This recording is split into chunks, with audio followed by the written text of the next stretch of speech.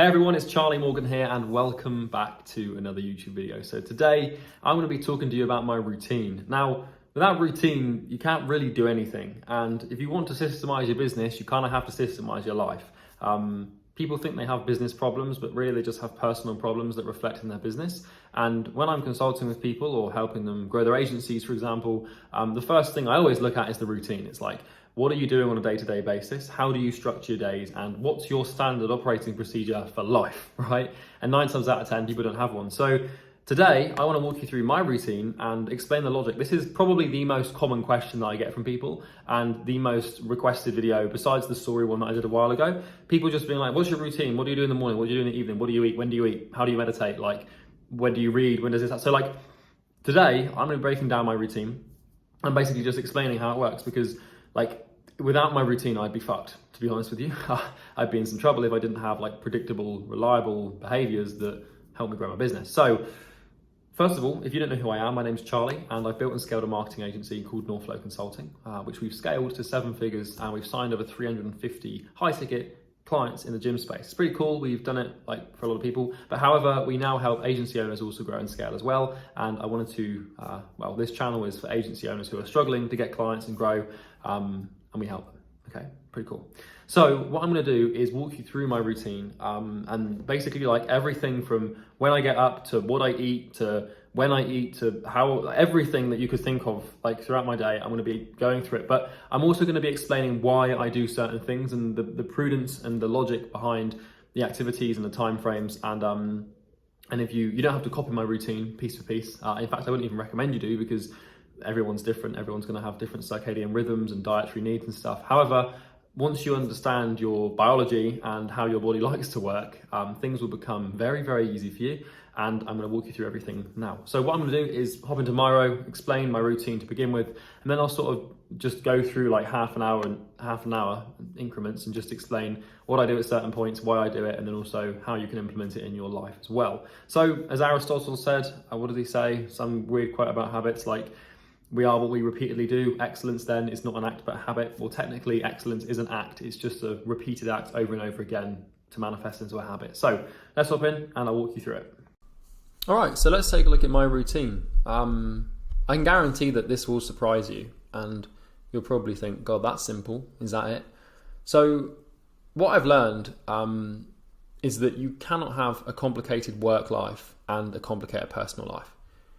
You can't have drama in your work and drama at home. You have to pick your poison.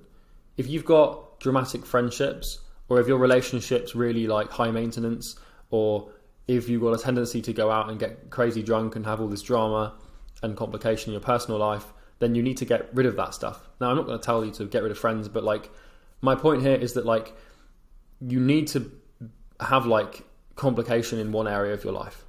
So it either can come in your work or your personal life.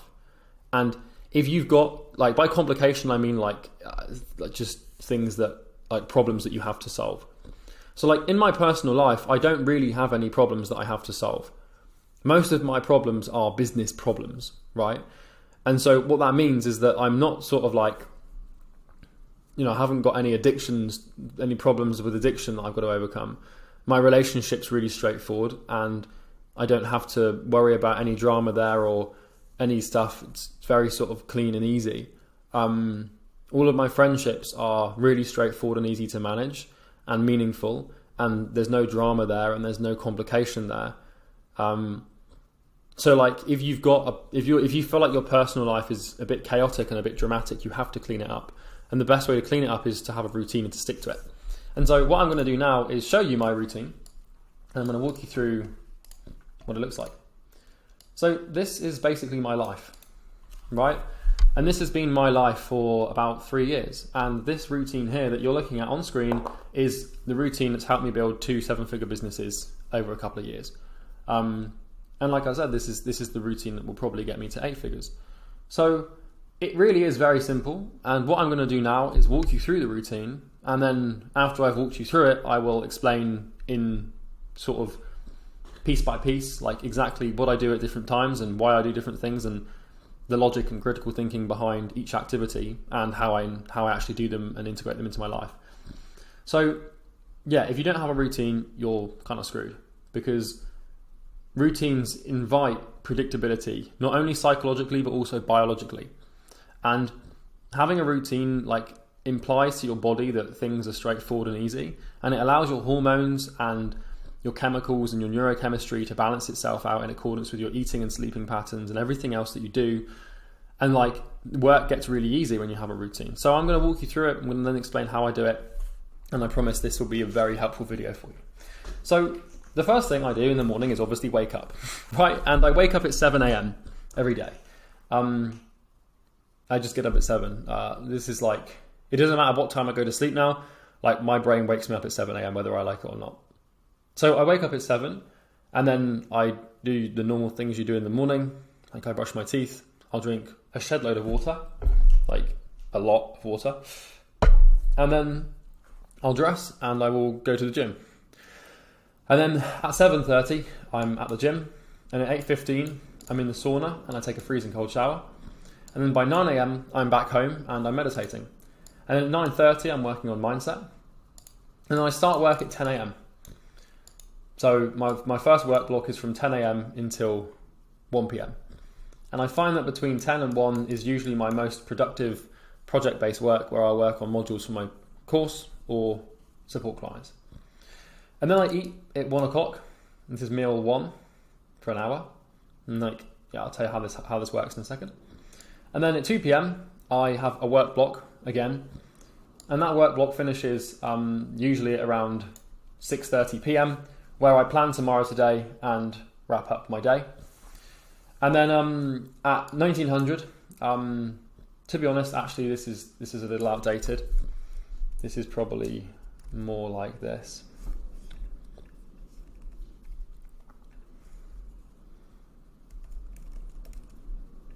Right, now that I think about it, I haven't done this in a while. This is so ingrained in me that I don't even look at it anymore. So like, then I eat at 1, then I work from 2, and really this work block here is from 2 p.m. till 7. So what is that? 2, 3, 4, 5, 6, 7. So I work for 5 hours straight, usually doing sales calls or building modules for a program. And then at 7 p.m, I plan tomorrow today and do this thing called daily wrap. And then at 19:30, I eat. This is what I would call meal 2. And I also stretch. And then at 8 p.m, I'll read for a bit, and then I go to bed at 22:30. So between reading and bedtime, I'll usually just chill out. I might be with my girlfriend. I might just keep reading. I might play some video games with friends or hang out with them or just chill. I don't really do anything too crazy, right? But this is how it works. So what I'm going to do now is explain each piece, because like doing this will help, and like if you have this routine you'll probably do well, and this has served me well. But there's little intricacies and little things that I've learned about these individual things that I do, and so now I'm just going to sort of go through each half hour or hour long slot and explain my process. So the first one is obviously sleep. Now if you don't wake up at the same time and go to bed at the same time every day, then you're losing money. There's no question about it. If you're like, one of the best things you can do to make more money in your agency or your business is to go to bed and wake up at the same damn time every day. Now, the reason this is important is because, well, sleep's the fucking life force of the human body. And the human body is what produces the actions that produces the results we want. And so I get up and I go to bed at the same time every day without fail. And by doing this, it allows me to balance 2 chemicals, really important chemicals in my body. So it allows me to balance cortisol and melatonin. So cortisol is the hormone that basically wakes you up, right? And melatonin is the hormone that makes you sleepy, right? And it puts you to sleep.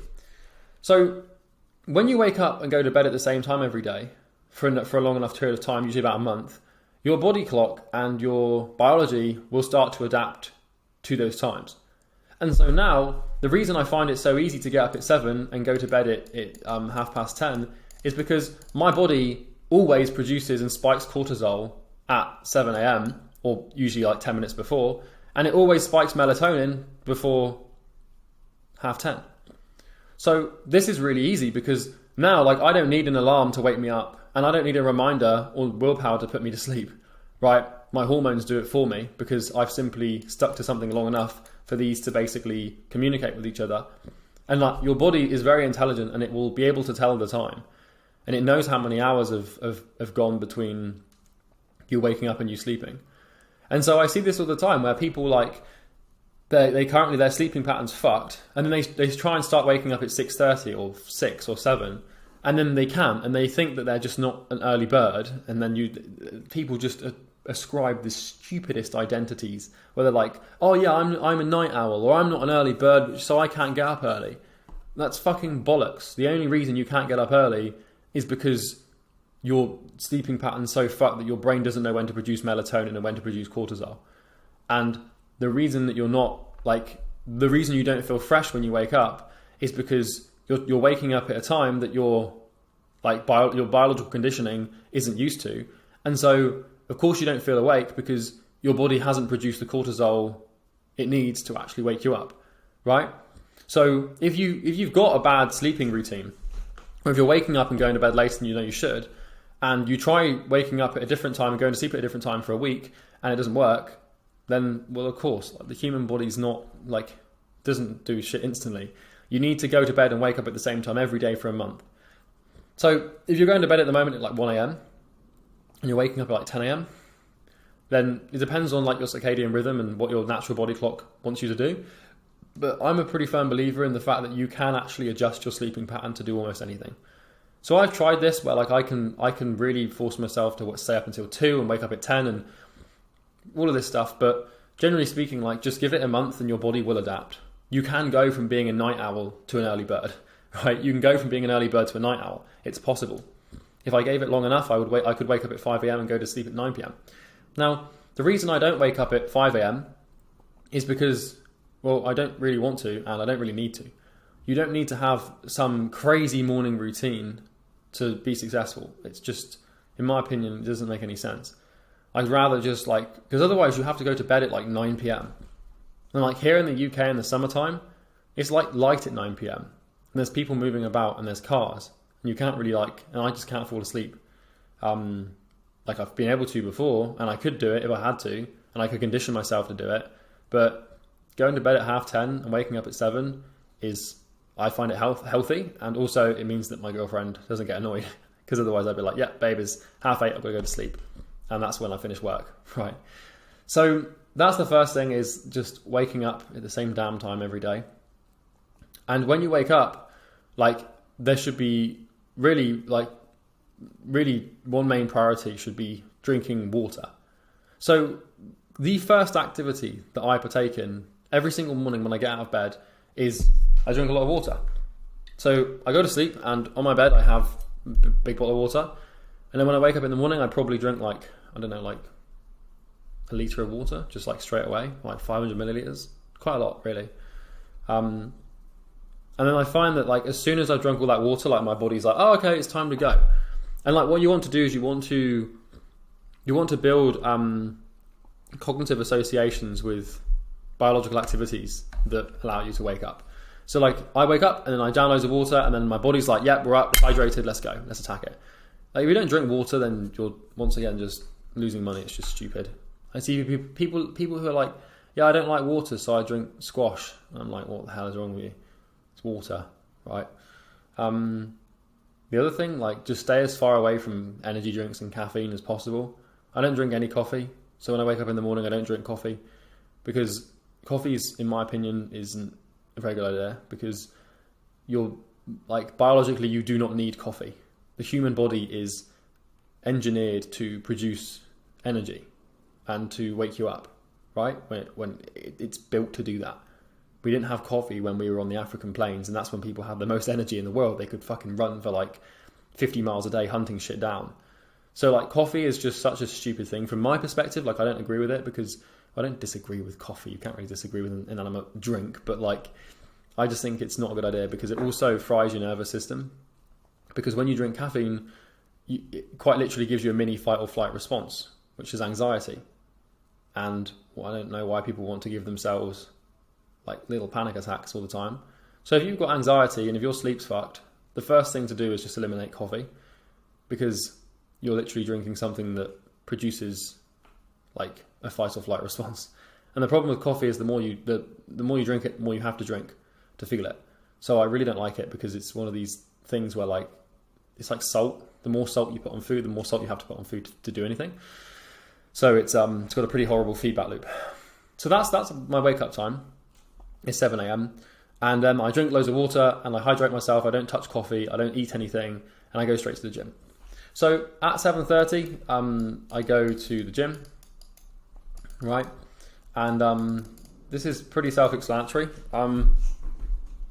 I basically walk into the gym and then I start working out. Right? There's nothing crazy. I do resistance training, usually 5 times a week on a push-pull leg split, and my workouts last for 45 minutes, and I do roughly 2 sets on each exercise, and each set is taken to failure. And that's that. The gym's pretty straightforward. Like I've got, like if you're doing things like going to the gym, you want your decisions made before you go, because then it's another thing to think about. So I've got a program, I've got a plan, and like I just stick to it. So if you're not working out, like you're also going to be losing a lot of money, because like once again, like working out helps your body function better and produces chemicals that quite literally make you happier and extend your life, right? So yeah, you should definitely integrate like working out into your routine, but I don't think I need to tell you that. You probably already know it. But yeah, if you're not working out, then you need to do it. So after the gym, at 8:15, I then sauna, and then usually at around 8:30, I take a cold shower.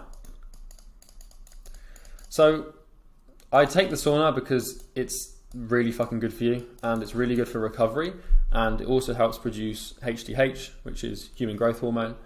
And I find that the sauna is like also a good discipline thing, because like you've got you can get in there and you can sit up and it'll be really hot and you want to leave, but you just say no, and then you sweat. And it's also great for sweating out any mistakes, right? So if you've eaten shit, or if you've been drinking, or if you've been smoking, which are things that I never really do anyway, but you can go to the sauna and get rid of them. So like the other day, I stayed up until 4 a.m. to watch the Super Bowl, NFL, which is something I never do. I'm still paying the price for doing it, right? In terms of my emotions and my sleep. But like I stayed up and I had a few drinks with my friend and we ate some shit food, and then like the next day, the first thing I did is I got up and I just drank loads of water and went to the sauna, and then I like sweated out all of the sugary, salty, fatty oils that I'd consumed and all the ethanol from the alcohol, and it was good. So I take the sauna and then I take a cold shower. The contrast here is very nice. I'll go from being boiling hot to freezing cold, and I find that cold showers are like, they work miracles on your body. So I take them basically every day. So that's how I do that. I don't sauna and cold shower on days off the gym, because like if you put your body through too much stress, then you actually achieve the opposite of what you're trying to achieve. Hormesis to a certain degree is actually bad for you. So that's that. Cold showers are awesome. Definitely do them. After that, I then meditate. So I come back home, I come out my gym, get out my gym gear, meditate, blah, blah. So for meditation, I meditate for 20 minutes. I don't really use anything other than my phone these days. I just sit on my bed and then say, hey Siri, set a timer for 20 minutes. And then Siri just times 20 minutes for me. And then I just sit there, and with meditation, you just focus on this part of your nose. So like, if you breathe in and out, you'll feel a sensation at the base or the front of your nostrils. And that's all you want to focus on for 20 minutes. Now, the point of meditation is not necessarily to focus on your breath. It's to become aware of the thoughts that take you away from the breath. And so like people get this wrong, where they think that they need to sit there and just focus on meditation or focus on the breath. And then they get angry when their attention gets pulled away. But really, like meditation, if you were truly good at it, you would become aware of the anger as well. And your reaction to your inability to focus. And people sit down, and like meditation's a great way to catch your synaptic firing patterns, because like you sit down and then you try and focus, you shut your eyes and you sit up straight and you focus on the breath and you feel it. And then what happens is your mind will produce a thought, and then that thought will produce a thought, and then that thought will produce a thought. And then you'll go down this chain of thoughts until what usually happens to most people when they start meditating is then the thought actually produces so many thoughts, and then they get up and then they go and do something, and then their day's just done. Don't know what happens. And then at the end of the day, they're like, oh fuck, I was supposed to be meditating this morning. And it's not until like 8 hours later they become aware of the distraction. So meditation is awesome because it allows you to catch thoughts and impulses and emotions as they're happening. And so when you're working or doing in your business and you're working on something important and a distraction pops up, you are more aware of it and you can get rid of it. So think about like your notifications in your phone and email and stuff, and like how many times you get distracted in a day. Meditation is just the art of being aware of your distractions, and like by practicing it for 20 minutes every day, you can notice the chain of thought and then come back to the breath. And then when you're working, that skill will transfer into other parts of your life. So like, for example, let's say I'm recording this video and I get a sudden urge to go and eat some peanuts, right? I'd be like, why have I got the urge to go and eat peanuts? I don't know. And then maybe I'd like get up to go and leave the room to go and get peanuts. And then as I'm touching the door handle, I'll be like, what am I doing? And then I'll just be like, back to the thing, right? So that's why meditation is really helpful. If you don't meditate, I'd strongly recommend you do it. It will be painful. It would be horribly painful for you to begin with because you probably haven't sat down and done nothing but focused on the breath for forever, basically. And your brain's probably so used to stimulus that it will do anything it can to make you feel uncomfortable and angry and pissed at the fact that you're not stimulating yourself. But the harder you find meditation, the more you have to gain from it. So do it. So after that, I do mindset. So mindset is basically where I isolate a series of beliefs that I need to like overcome in order to grow my business. So like if you are struggling in business and you have a problem, then the problem is probably rooted in the beliefs you have about it. So like, for example, most people really struggle to book appointments for their agency. But the reason they struggle is because they believe it's a struggle. And so consciously, well, unconsciously, they act in accordance with the belief that it's difficult, and this manifests itself in terms of it being difficult. So the fastest way to clean up a business problem is to make a note of all of your beliefs around the problem and then analyze them and then just invert them and start believing the opposite. And so I do this at the moment. I can show you exactly what beliefs I'm working on. So I sit down and I just read this out. So like one of the problems that I'm having right now is hiring sales reps for Imperium. Now I've done this before for NorthFlow Consulting and I've been able to outsource reps before, but we're having a few issues at the moment finding a rep for Imperium. And I realized, I was like, oh, let's just do this belief thing. And then I realized, I was like, oh, I seem to believe that finding a good rep is hard for the agency space. And so what I did is I just started to write out these beliefs about myself, where I now say to myself, I find it easy to hire, train and manage extremely talented people. Extreme talent is naturally attracted to my business, and finding a nurturing talent is my secret weapon. I'm incredible at it. And then I also have these other mindset beliefs where like I will notice things and be like, I used to believe that scaling to 8 figures was hard, right? And then I realized, oh, let's just pretend that it's easy. And then after a while, it actually will become easy, because if you believe something to be true, then you'll act in accordance with that belief. And really, like, reality and truth is just your perception of it with enough time and action. So I do this, and then I also shut my eyes and I do a lot of visualization and affirmation, because you can't just read something out. You can't just say, I'm a 7-figure agency owner. You need to shut your eyes and see it. And when you see it with enough detail and enough vividness, you'll feel emotional connection, and you'll feel a genuine emotional experience attached to the actual image that you've portrayed in your mind. And that's when you start forming beliefs. Beliefs are formed with experience and emotion, not with words. And so if you want to reprogram your mind and reprogram your beliefs, you need to make sure that you're doing it with emotion, right? And the way to conjure up emotion is to have a strong visualization of the thing that you want and imagine yourself actually there and imagine how it would feel to have it. So that's what I do for 30 minutes. And this is amazing. So once I've done that, I'm pretty pumped up. So I start my work, right? So I start work at 10 a.m. Now, what I'm doing here is like, so before I've started work, I've hydrated myself. So I've drunk like probably 1.5, 2 liters of water at this point. I have gone to the gym and worked out, and I've sat in the sauna and sweated out any salts and sugars and also chemicals that I don't need in my body. I've also taken a cold shower to bring my body temperature back down and boost my immune system and help me in many other ways. Then I've also meditated, and then I've done some mindset work, and now I'm about to dive into work. So at this point, my body is hydrated, exercised, primed, and calmed. So when it comes to doing the work that I need to do, my body and my mind are in the perfect state for it. I don't really like it is. I've done this before where I've tried it where I just roll out of bed and get to work, but I find that like I really like having this routine. Now I could work without this routine and it would be fine, but I find that like to me my health is far more important than my work, because I recognize that without my health my work will always suffer. And I don't just mean physical health, I mean mental health. And so by putting gym, hydration, shower, sauna, meditation and mindset first, I'm taking care of the things that produce the output, because work is an output of two inputs, body and mind. And if your body's fucked or if your mind is fucked, then your work will be fucked. And so my priority in the morning is to make sure that I'm taking good care of these, the only two things that I really have to produce like physical outputs in the form of work. So I work basically from 10 a.m. until 1 p.m. Now, I don't believe in the Pomodoro technique. I think it's a load of bullshit. I don't believe for a second that 25 minutes is the length of the human attention span, because I can work for like 6 hours on end, fully focused without any distractions or any need to get to do anything. If you're working with the Pomodoro technique, then you've basically bought into a lie. Trust me, like it's another belief. If you believe you can only work for 25 minutes without getting distracted, then you're going to work for 25 minutes without getting distracted. And don't believe everything you see on YouTube productivity channels. Trust me. Like, it is more than possible to work for more than 25 minutes. Just because some study in some university showed it a couple of times doesn't mean that you can't work like a demon for 3 hours.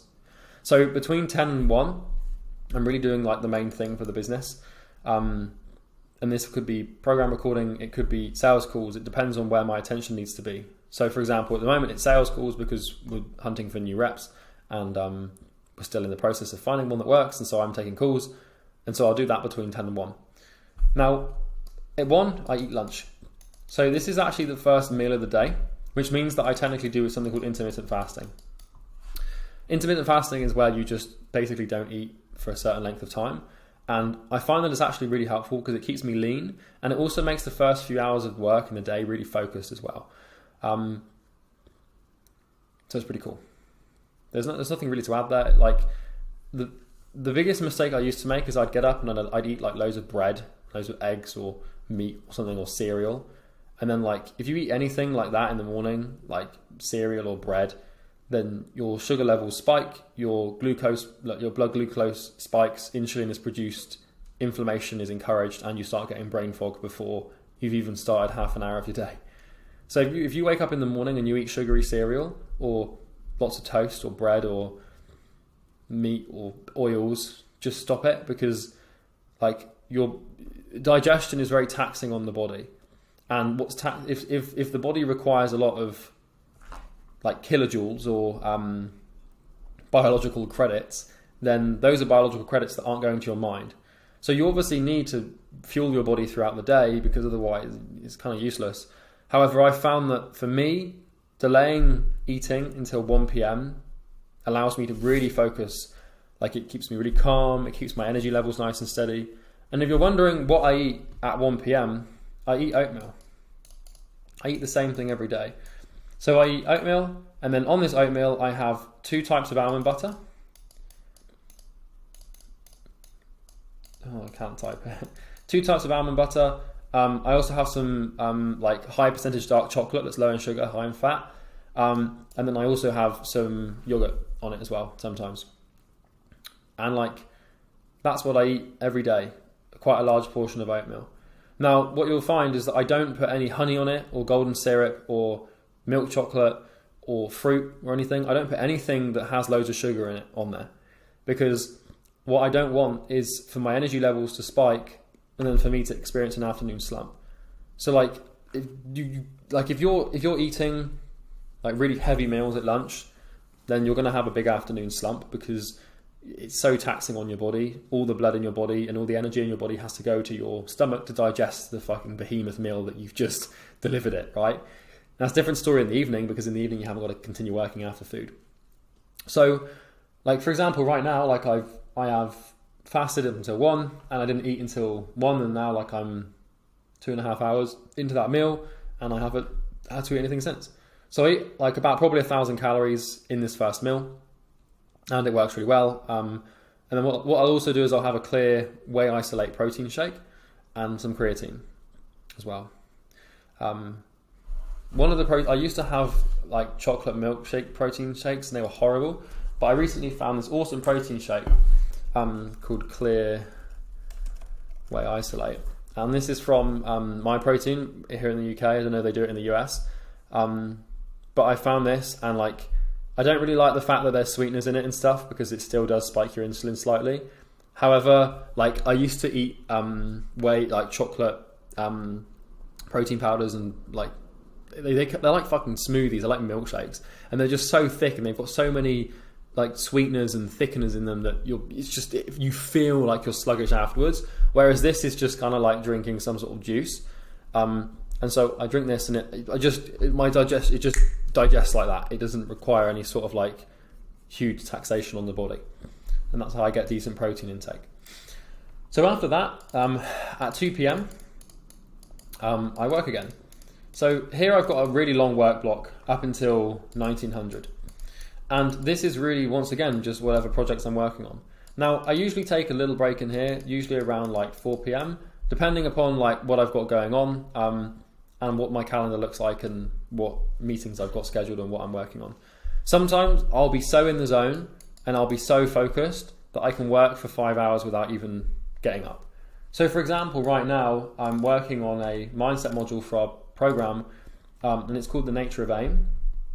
And The Nature of Aim is going to be a video in the mindset module, and it's about goal setting. And I've been working on this, and I've been sort of producing lots of slides for it and resources. And the other day I started this at like 2 p.m, and then by like 8:30, 6:30 in the evening, I was like, oh shit, I've been working on this for like 4.5 hours. Where's the time gone? And you can get into the zone, but you can't get into the zone when you're doing fucking Pomodoro technique or whatever it's called. Like, to do meaningful work, you have to focus. And if every 25 minutes you're setting some sort of timer and walking about, you can't really get in the zone. It's just, you think that like professional writers and professional, like anyone who does anything skilled ever gets up every 25 minutes to go for a little walk.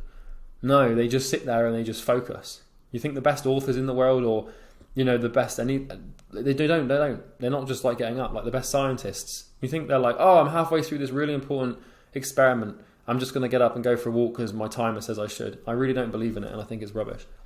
So this is really where like I get loads of work done. And so this is really focused work. Typically it might be like 5 hours of work, maybe a little less. And obviously here I'm really working for about 3 hours. So then I finish work here, and I have a hard stop at 7 p.m. Now, sometimes this will actually go on until a little later, but at 7 p.m, I plan tomorrow today, and I also have this thing called my daily wrap. So this is like, my PTT is where I plan tomorrow today using my daily planner, and my wrap is basically where I just clean everything. So what I mean here is I reply to everything. Any little thing on my to-do list is done, and like I have no cognitive loading from work when I finish. So if I've got to send an invoice to my accountant, or if I've got to reply to a support message, or if I've got to like draft a piece of copy for a YouTube video, or any small activity that takes a few minutes to do, I do it at the end of the day, every day, because like you're going to find throughout the day that little tasks accrue, and the secret to it is to not do them when they come at you. It's to build them all up at the end of the day, and then do like one big blast of all the tasks in like 25 minutes to half an hour at the end. And that way, throughout the day, you're not bogged down by little tasks getting distracted and when you're working on the main thing. But it also means that when you finish and when you go to sleep, you haven't got what we call cognitive loading. Cognitive loading is where you've got loads of little things on your mind that you can't even fucking do anything. So I like to do this at the end of the day, where I will check my emails, I will check my Facebook messages, I will check my Facebook groups with clients, I will check Slack, I will check LinkedIn, and I will get it all done. Everything, any outstanding activity or thing that needs to be done, I take it off, and then I wrap up my day, and I basically, and then done. And then it's done. And so then I plan tomorrow today. So I do my daily wrap first, and then once I've done that, I plan out my initiatives for tomorrow based on the projects we've got. And then usually about 19:30 at this point is when I have my second meal of the day, and I also stretch. So I actually use a meal delivery service called Lions Prep for my meals. Cool. Not quite sure why that happened. So I use a meal delivery service called Lions Prep for my meals, and this is a UK-based company, and they basically deliver you meals. Now, like, when you're making more than 10 grand a month, it does not make any sense for you to cook, because, like, if you're cooking, it's a complete, like, I can't even begin to explain how inefficient this is, right? So let's say that you're cooking, right? So first of all, Lions Prep here is, I don't even know how much it is. I didn't check when I paid for it, but it's like, let's have a look. So like, well, okay, so let's put it into perspective. Most good meal delivery services will cost you no more than $100 a week, right? So that's $400 per month for meals, right? So I want to break this down and put it into perspective, because if you're cooking for yourself, you have to cook, well, let's just say let's say you eat breakfast or don't. You've got to cook at least 2 times a day, right? You've got to shop at least 1 time per week, right? You've also got to wash up. Well, then you've also got to prepare, right? Then you've got to wash up 2 times a day. And then basically everything about this is inefficient. Like, the SOP for cooking food is fucking ridiculous. Like, you've got to drive to the shop, park your car, walk through a shop, pick everything up and put it in your basket. Then you've got to go and pay. Then you've got to get your bags out and bag it. You've got to walk back to your car, put it in the boot. Then you've got to drive back home through traffic, get home, take it out the bags, put it in the cupboards. Wait until you have to go and cook it, get it out the cupboards, sort out all your ingredients, chop it all up, fry it, cook it, boil it, whatever you need to do.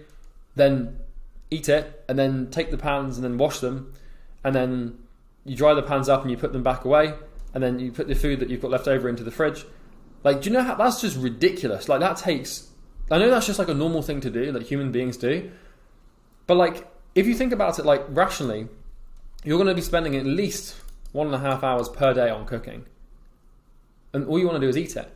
So if you're spending an hour and a half a day on, like, going to get food and then cooking it, and you've also got to make all these decisions around it, which contributes to decision fatigue, like, this is ludicrous. Because if you're doing this like five days a week, and because I do cook on Saturdays and Sundays because I actually enjoy it and it's my days off. So, well, I work Saturday morning now, but like Saturday evening I really enjoy cooking. I find it quite therapeutic, so I do it. And Sunday I also do it sometimes. It depends how many meals I got saved up. But like, if you're doing it Monday through Friday for like an hour and a half a day, that's like 90 minutes times by 5. That's 450 minutes a week, right? Which is, what are we looking at here? Ooh.